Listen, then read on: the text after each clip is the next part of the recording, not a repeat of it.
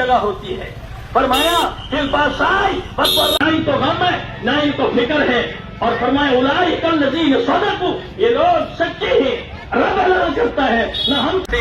हर आदमी कहता है जनाब कमाल की बात है, मैं इतने दूर से आया, मैं सर्दी में बैठूं, मुझे कोई इस तरह जब तक जिंदगी हयात रहे तब तक लोग जो है वो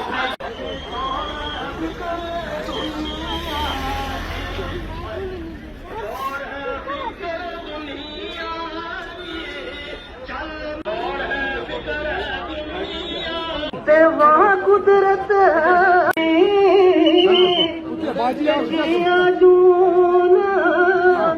निगायो दीव ते ओ हर पत्थर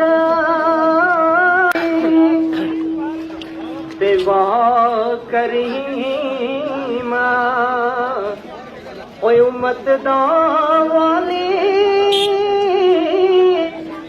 ते उमर शफा कर